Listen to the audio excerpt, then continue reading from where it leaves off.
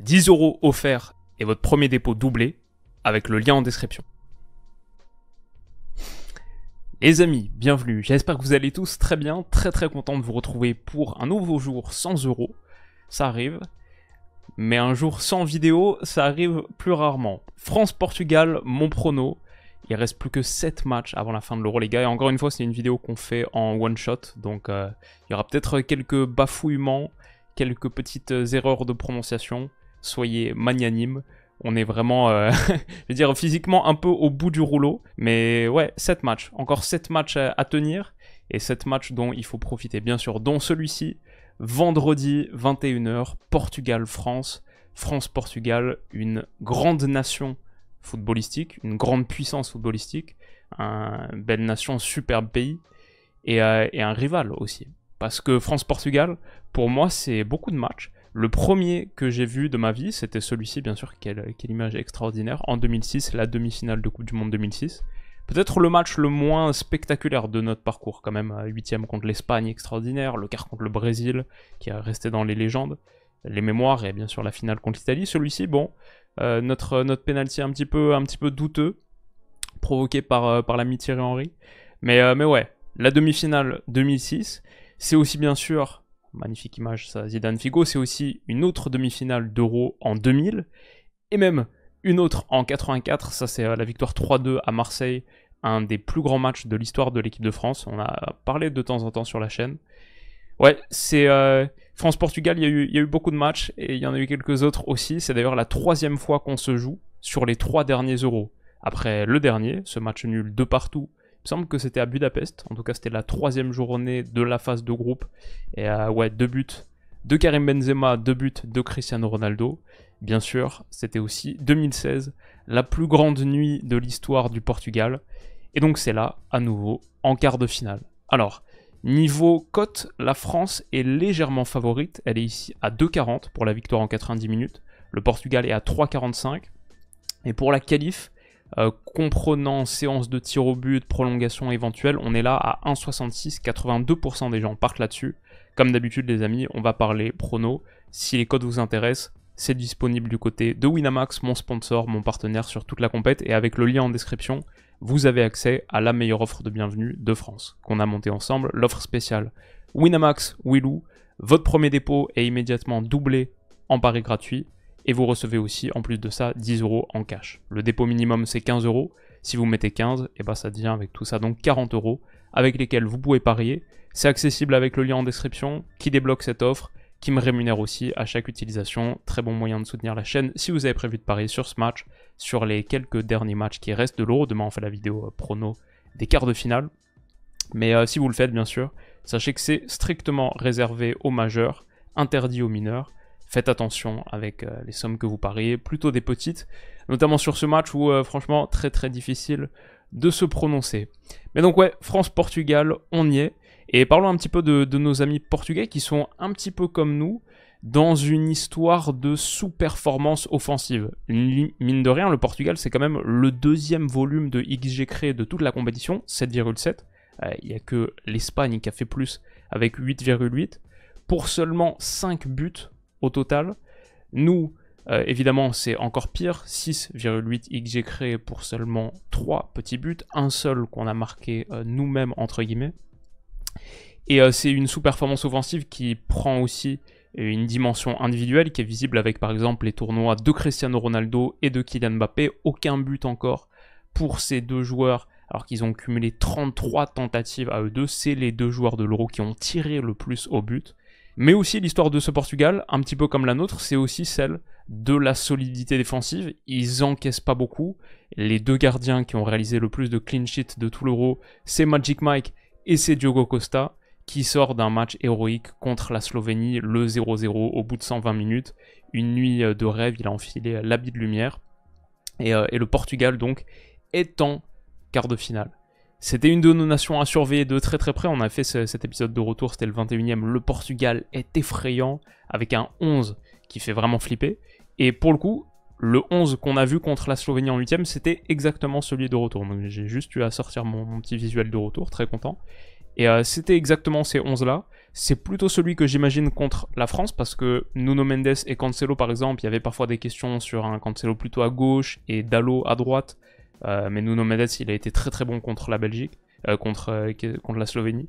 Ça a été un des meilleurs Portugais sur une pelouse très compliquée. Je trouve qu'il faisait partie de ceux qui réussissaient à créer des différences, à accélérer, à faire mal, du dédoublement intérieur, notamment avec Rafael Leao. Bref, ça va être une menace. J'imagine donc que c'est... Et Cancelo aussi, hein. Cancelo très bon, je dirais d'ailleurs, même depuis le début de l'Euro, montre des choses intéressantes. Donc, j'ai pas trop de doutes là-dessus. Pep, il y a bien sûr cette erreur qui aurait pu permettre... sans un énorme Diogo Costa, sans cette énorme parade qui aurait pu permettre à Šeško d'éliminer le Portugal. Mais avant ça, cette toute dernière action, je trouve qu'il faisait un tournoi de très grande qualité. À 41 ans, il est encore très très fort. Avec Ruben Dias, franchement, ça fait une sacrée ligne de 4. Le gardien est top. Palhinha, à un moment, il n'était pas dans le 11. Il est revenu, et il est revenu avec pas mal de classe, je trouve. Il y a plus une question sur l'animation offensive, voilà, c'est le truc de ce Portugal. Vitinha est très bon, mais quand il est sorti à l'heure de jeu l'autre jour contre la Slovénie, j'ai pas trop compris, derrière c'était plus compliqué. Bruno Fernandes, top joueur, c'était le meilleur joueur des qualifs pour le Portugal. Et est-ce qu'il s'est suffisamment mis en évidence? Est-ce que les cadres comme Bruno Fernandes et Bernardo Silva sont pas un petit peu en train de décevoir sur ce tournoi? Rafael Leao, ça fait partie des joueurs les plus percutants. Il y a beaucoup de choses qui sont créées à partir des actions de Rafael Leao, ces débordements. Par contre, une fois le moment venu de centrer, d'être juste dans le dernier tiers, c'est peut-être un petit peu décevant pour l'instant. Après, je trouve quand même que c'est une grosse menace et ça me fait un petit peu flipper ce côté Nuno Mendes, Rafael Leao. Et après donc, il y a la question Cristiano Ronaldo. On peut parler aussi de Francisco Conceição. Franchement, le Portugal a de belles options en sortie de banc. Est-ce que j'ai peut-être un Pedro Neto aussi qui a fait de très bonnes entrées? Ou est mon Diogo Jota, excellent contre la Slovénie. Franchement, son entrée change beaucoup de choses, même si je suis pas sûr qu'il fallait sortir Vitinha. Il y a toujours João Félix qui s'est pas forcément illustré, mais ouais, le petit Xisco, attention à lui. Mais non, la question donc que j'étais en train d'évoquer, Cristiano Ronaldo au Portugal. On a vu notamment contre la Slovénie, un petit peu depuis le début du tournoi, un Cristiano Ronaldo qu'on sent en déclin. Il fait ses 39 ans, on va pas se mentir, il fait ses 39 ans sur des choses dont on a discuté, le domaine aérien par exemple, où il était tellement fort, même sur cette fin de carrière. Bah là je trouve qu'il manque quelques centimètres de jump, de timing aussi. Je suis pas habitué à voir un Ronaldo peu efficace dans le domaine aérien, et je trouve que c'est un petit peu le cas, à la réception des centres, quand par exemple Bruno Fernandes se trouve dans la position Kevin De Bruyne, pour envoyer comme ça des ballons second poteau. On sent que c'est vraiment un des circuits phares et clés cherchés par le Portugal. Un petit peu en déficit là-dessus. Bon, bah bien sûr, si c'est donc le joueur de l'Euro qui a tiré le plus au but 19 fois sans marquer, c'est qu'il y a un petit souci à la finition aussi, et je parle même pas de son pénalty raté. Donc ce Cristiano Ronaldo, c'est pas le top Ronaldo. On sent un déclin, et pourtant il est constamment cherché.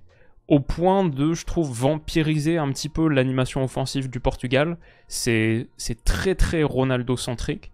Le Portugal joue énormément sur lui, autour de lui.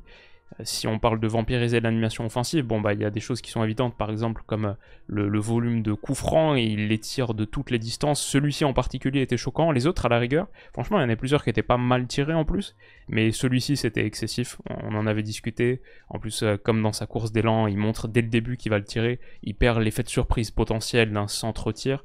C'est ce que je disais quand Juninho avait marqué celui-ci, c'était parce qu'à la base Valdés se dit mais il va pas forcément la tirer direct, mais là il manifestait tellement son envie de la tirer direct, et elle est loin derrière. Je vois quand personne râle quand il rate ses coups francs aussi, comme celui-ci par exemple, tu sens le poids du statut aussi. Donc il y a tout ça, et je le vois par exemple aussi dans une donnée brute, c'est le nombre de minutes jouées. C'est le seul joueur de champ du Portugal à avoir joué les 4 matchs. Parce que comme ils étaient qualifiés avant le 3e, ils auraient pu se permettre de faire tourner contre la Géorgie. Ils ont fait d'ailleurs tourner tous leurs joueurs, sauf 2, Diogo Costa, le gardien, et Cristiano Ronaldo. Le fait que même un Ronaldo qui a 39 ans aurait sans doute besoin de souffler pour être frais, mais j'imagine pour Roberto Martinez, c'est pas envisageable de le mettre sur le banc. Il y a cette idée de il faut marquer, même les stats sont importantes, etc. Peut-être aussi pour le mettre en confiance, ça peut s'entendre, mais à 39 ans, un Ronaldo qui a joué donc 365 minutes, c'est beaucoup plus que n'importe quel autre joueur de champ du Portugal. On sent qu'il y a une question de statut. Donc il y a tout ça. Et ça me pose un petit peu problème si je suis portugais dans la qualité offensive du Portugal. Mais est-ce qu'il y a une alternative? C'est ça aussi la vraie question. Alors, peut-être qu'il y a une alternative au point où un Gonçalo Ramos qui a joué que 25 minutes sur 4 matchs, toute la compète, c'est quand même pas beaucoup. Mais c'est vrai que Ramos, c'est pas non plus le gars qui solutionne tous tes problèmes. En qualif, Ronaldo a été excellent. Il a joué aussi quasiment tous les matchs, je dirais 9 des 10. Je crois que Bruno Fernandes avait joué les 10 matchs de qualif. Et je dirais Ronaldo 9 des 10, mais avec aussi une dizaine de buts, non? Entre 9 et 10 buts, un truc comme ça. Si je me souviens bien, je me souviens plus exactement de la bonne stat. Mais ouais, Ronaldo, c'est pas le meilleur Ronaldo, loin de là. Mais est-ce qu'il y a vraiment une alternative? De toute manière, elle est inenvisageable aujourd'hui. Mais je suis pas sûr, comme je dis, qu'un Gonçalo Ramos réparait tous tes problèmes. Donc c'est un petit peu cette interrogation tactique dans laquelle se retrouve Roberto Martinez. Et c'est pour ça que je serais pas forcément le premier non plus à lui tomber dessus et à dire que Ronaldo est le problème de ce Portugal-là, parce que quelle est vraiment l'alternative? Mais sinon, voilà, ce 11 dans l'ensemble, il est flippant, hein. Franchement, je trouve, sur le papier, c'est le meilleur 11 de la compète. Pour l'instant, un collectif extrêmement performant, dangereux, tranchant tout le temps, on n'a pas réellement émergé. Mais bon, ça c'est un petit peu comme nous. C'est un petit peu la bête que t'as pas envie de voir se réveiller. Et avec toutes les questions dont on a discuté. Donc ouais, je crois que c'est un petit peu ce que je m'étais noté sur le Portugal. La France maintenant, où est-ce qu'on en est nous? Et bah on en est à peu près là. C'est-à-dire que dans l'utilisation du ballon, c'est pas ouf. Par contre, nos gars de l'ombre sont en train de faire un Euro d'une qualité assez fantastique. La réalité, c'est que voilà, je vous ai mis ce 11 potentiel des Bleus. On va essayer de le composer ensemble parce qu'avec Rabiot suspendu, c'est un gros truc. Et bah, quelle animation est-ce qu'on va faire ici? Par contre, ces 5 noms-là, il n'y a absolument aucune question. Et c'est bien la preuve qu'on est en train de faire un tournoi défensivement d'une certaine facture. Mike Maignan dans les buts, absolument irréprochable. Saliba ou Upamecano, on a trouvé notre charnière. Théo Hernandez, son repli défensif l'autre jour là sur Carrasco, ce qu'il apporte aussi offensivement dans son couloir, c'est top. Koundé est en train de vivre ses toutes meilleures heures en bleu, et ça on le dit depuis un moment, franchement on est dans le train Koundé en bleu depuis un moment. Dès les matchs de prépa, on disait franchement Koundé il est irréprochable, il n'y a rien à dire. Il a été élu homme du match l'autre jour contre la Belgique. Perso, je pense que j'aurais donné le trophée à Saliba, mais il n'y a absolument aucun scandale, les deux sont totalement en lice pour le recevoir. Et tu peux ajouter Kanté aussi. La force de nos replis défensifs, j'en ai beaucoup parlé, mais Kanté, Théo Hernandez, Upamecano, Saliba, même un Rabiot qui court vers ton but pour te protéger des transitions défensives, la qualité de notre protection de surface, le duel physique qu'a livré William Saliba à Romelu Lukaku, défensivement, on est hyper costaud. Donc, est-ce que c'est suffisant pour gagner un tournoi quand quasiment tous les autres noms ici sont encore en discussion?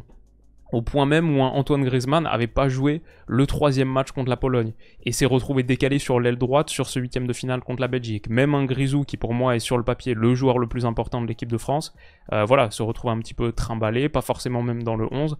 Il y a forcément aux yeux de Deschamps un indéboulonnable ici en la présence du Kicks, mais sinon Giroud a totalement perdu son statut. A priori je sais pas s'il va jouer parce que j'ai l'impression que Deschamps lui fait pas du tout confiance sur cet Euro. Il y a peut-être une question physique aussi. Même l'autre jour, il rentre pas. C'est vrai que les moments où on l'a vu, on doit le dire, il y a eu des occasions ratées. Il semble pas en très très grande forme. Coman a très peu joué aussi. Ça m'inquiète un peu. J'espère que physiquement, il n'y a pas un truc. C'est dommage parce que les entrées de Coman nous feraient tellement de bien. Dembélé est sorti du 11 l'autre jour et il est même pas rentré, si je me souviens bien, contre la Belgique. Donc il y a une grosse question sur quel 11 on va composer. Et la réalité, les gars, c'est que je peux pas y répondre. J'en sais rien. Les noms qui seront forcément, c'est les 5 dont on a parlé, plus Kanté. Ok, on en a 6. Et après, j'imagine Tchouaméni, parce qu'il a donné satisfaction contre la Belgique, parce que dans cette idée d'être toujours aussi solide, ça c'est ok. J'imagine Grisou quand même, surtout avec ce milieu de terrain là. Mbappé, ouais. Et après, personnellement, moi je pense que ce que je ferais, Si on se dit qu'un Giroud est pas apte, ça me fait mal parce que moi je pense dans mon vrai monde, je mets Giroud titulaire et Mbappé à gauche. Mais si on se dit qu'il est pas apte, je ferais ça, je pense.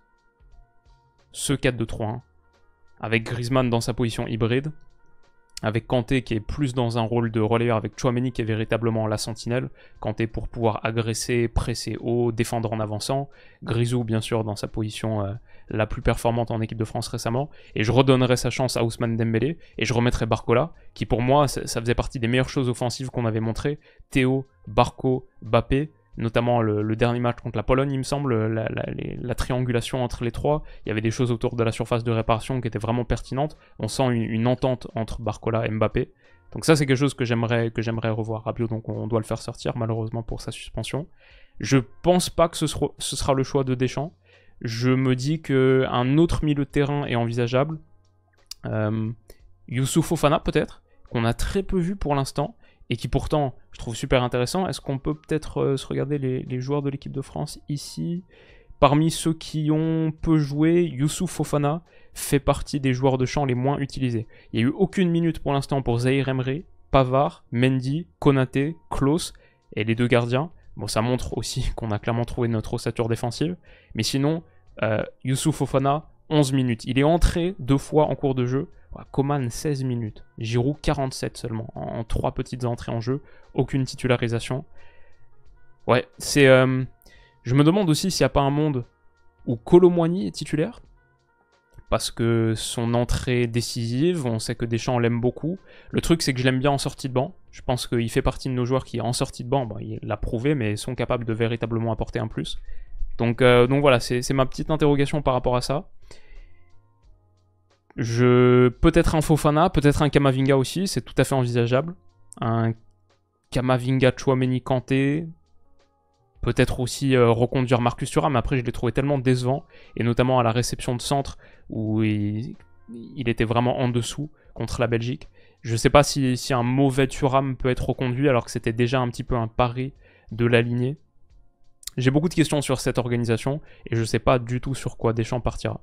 Comment est-ce que vous voyez les choses ? Est-ce que vous avez une petite sensation? Je peux pas trop repousser cette vidéo, là, à la limite le match il commence dans 48 heures, donc on va pas faire ça 5 heures avant non plus pour avoir les infos. Mais ouais, si je devais moi faire ma compo, ce serait sans doute celle-ci. Donc on verra. La réalité c'est qu'on est quand même bien équipé défensivement pour faire face à la force du Portugal sur les flancs. On a parlé de Nuno Mendes, de Cancelo, Nuno Mendes, Rafael Leao sur ce couloir gauche, notre droit. Bon, et bah va falloir que Koundé soit très très solide. Peut-être c'est ça qui reconduirait un Griezmann un petit peu à droite pour continuer à faire le taf défensif de protection. On va être énormément, pas vulnérable, mais recherché sur ce côté. Donc ouais, je sais pas. Je sais pas du tout. Et ce sera une question intéressante. Le truc, c'est que j'ai plutôt confiance en un Saliba contre Cristiano Ronaldo. Disons que ce que Saliba a montré contre Lukaku, qui me semble, dans l'idée, c'est pas forcément trop dissimilaire de Ronaldo. Évidemment, c'est loin d'être le même type de joueur, mais c'est un combat athlétique extrêmement engagé. C'est un joueur qui est énormément recherché, comme les Romelu Lukaku. Il y a une différence, bien sûr, je pense, et c'est aussi un joueur qui est en manque de confiance à la finition, comme l'a été Lukaku, qui finalement, avec ses buts annulés avec la VAR, on n'aura pas marqué un seul du tournoi, comme Ronaldo pour l'instant, et comme Kylian aussi. La différence, elle réside dans l'approche mentale, défendre contre Ronaldo, être au contact comme ça d'une légende tout le match. Je pense mentalement, il faut être équipé pour ça. Mais avec ce qu'a montré notre charnière, bah, par exemple, ce qu'ont fait l'autre jour Yaka Biol et son camarade, je pense Saliba ou Upamecano sont largement capables de le reproduire. Donc je sais pas si c'est le truc qui m'inquiète le plus. À la rigueur, plus l'apport sur les flancs. Un Bruno Fernandes, s'il se réveille, s'il a plus d'influence encore, celle qu'il est capable d'avoir, bon, il faudra qu'on soit bon dans sa zone. Mais défensivement, voilà, c'est pas ma zone d'inquiétude fondamentale. Il faudra juste que derrière, on le fasse. Mon prono, donc, c'est très compliqué. Comme on a dit, France 2,40, Portugal 3,45. Le match nul est à 3. qualif de la France à 1,66, Portugal à 2,20. Je me dis que dans la physionomie du match, ça peut être quelque chose qu'on apprécie. Je vois un Portugal qui a la possession la plus haute de tout le tournoi, même devant l'Allemagne, même devant l'Espagne. Ça a été bien renforcé par ce match contre la Slovénie, c'est sûr. Mais 68,3% du ballon sur 4 matchs pour l'instant. Nous, avec notre style, être bas, exploser en transition, je crois que ça nous va mieux qu'essayer de faire le jeu face à un bloc bas. Surtout si on est sans Barcola, par exemple, qui je trouvais était pas mal face au bloc bas avec la combinaison Mbappé-Théo, comme on en a discuté. Mais sinon, ouais, je pense que ça nous convient pas mal. J'ai plus une question sur les entrants potentiels. Ok, Kolo Muani marque l'autre jour. Je suis pas certain que ce soit meilleur que ce que le Portugal est capable de faire entrer en jeu. On en a parlé, notamment lui, ce petit gars-là.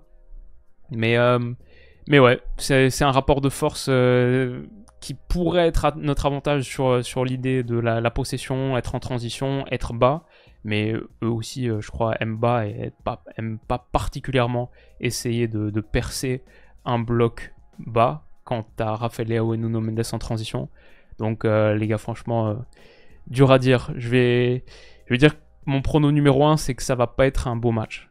Je pense que ces deux équipes nous l'ont montré depuis le début de la compétition. Elles sont extrêmement dures à battre. C'est peut-être les deux équipes les plus fortes mentalement du tournoi. Défensivement, c'est pas loin d'être les deux meilleures formations aussi. Le Portugal me fait un peu flipper, les gars. Le Portugal me fait un peu flipper.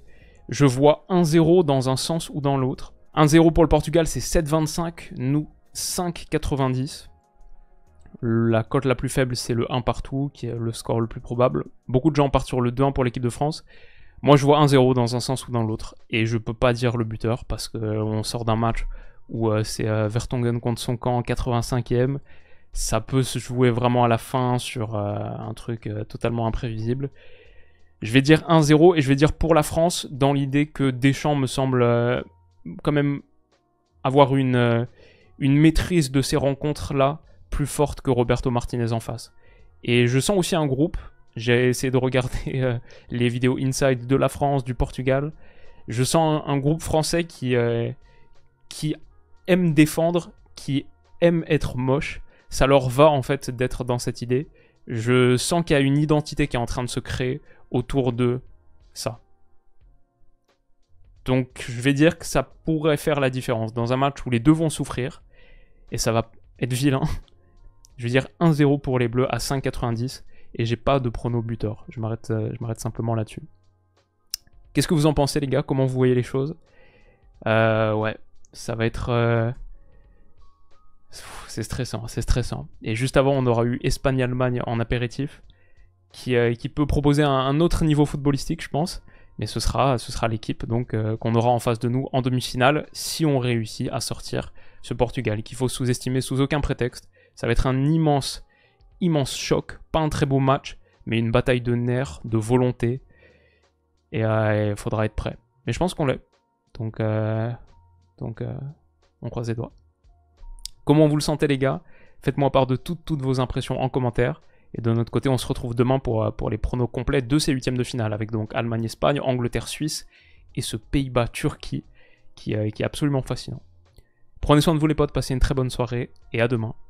Bisous.